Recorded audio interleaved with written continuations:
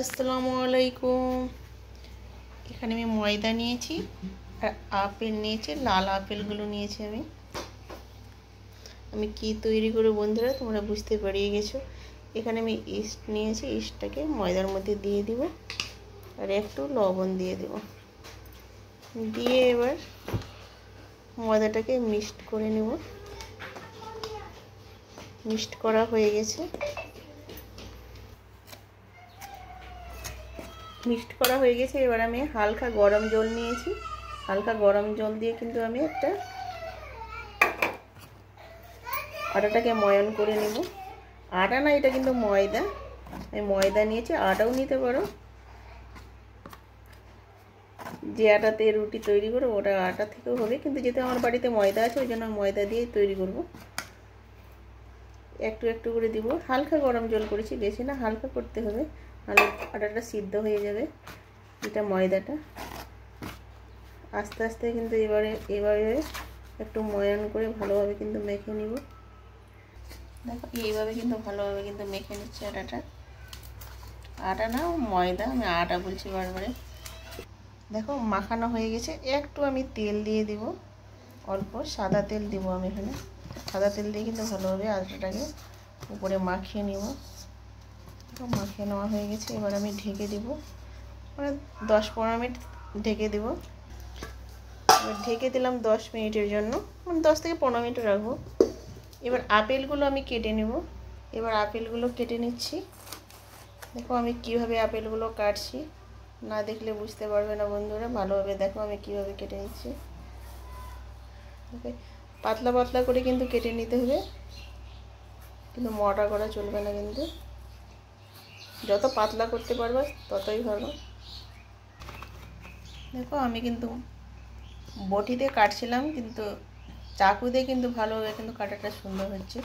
দেখো চাকু দিয়ে আমি কেটে নিচ্ছি একদম পিস পিস করে, পাতলা পাতলা করে। কীভাবে কাটছি দেখতে পাচ্ছ বন্ধুরা, এভাবে কিন্তু কেটে নিতে হবে। আর মধ্যের যে বীজগুলো আছে ওটাকে আমি ফেলে দিয়েছি কেটে, মধ্যের অংশটা।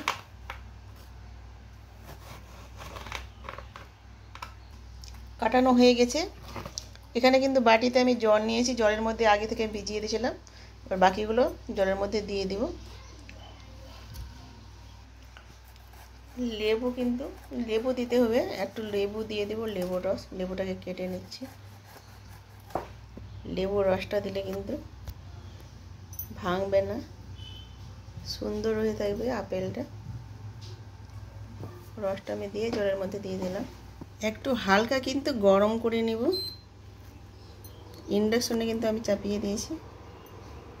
এবার ছেঁকে নিব। হালকা শুধু গরম করেছি, বেশি গরম করবো নাহলে সিদ্ধ হয়ে গেলে, সিদ্ধ হলে কিন্তু ভেঙে যাবে। জলটাকে ঝরিয়ে নিব।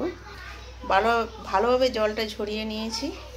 10 মিনিট পর ফিরে আসলাম। 10 মিনিটই রেখেছিলাম। অনেকটা কিন্তু সব নরম হয়ে গেছে। লেচি কেটে নিব। দুটো লেচি কেটে নিয়েছি।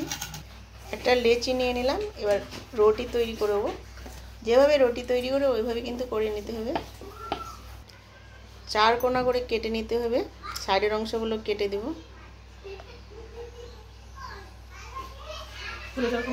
কোনা করে কেটে নিয়েছি। এবার আমি ভাগ করে নেব। এবার কেটে নেব।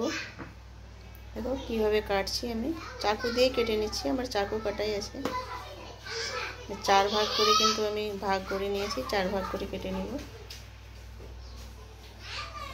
দেখো এইভাবে কিন্তু কেটে নিতে হবে 4 ভাগ করে।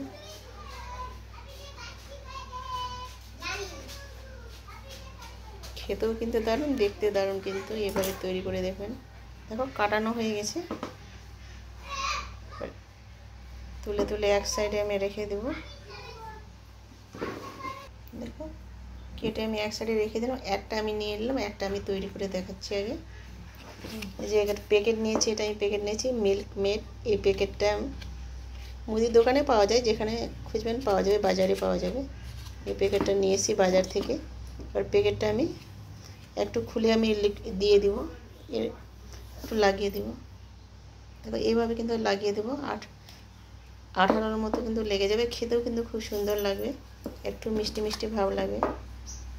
দেখো চারিদিকে কিন্তু ছড়িয়ে দিতে হবে। দেখো আপেলগুলো দেখো কেটে রেখেছিলাম যে আপেলগুলো কিন্তু একটা একটা করে বসিয়ে দিব। দেখো কীভাবে বসাচ্ছি বন্ধুরা, দেখতে থাকে, না দেখলে বুঝতে পারবে না কীভাবে। দেখো এইভাবে কিন্তু বসিয়ে দিতে হবে। আর একটা করে দেখাচ্ছি, একটু সামান্য লাগাতে হবে, বেশি লাগাতে হবে না, নাহলে বার হয়ে যাবে। চার রুটির কিন্তু এটাকে ছড়িয়ে দিতে হবে, লাগিয়ে দিতে হবে ভালোভাবে। আপেলগুলো এভাবে কিন্তু বিছিয়ে দিতে হবে।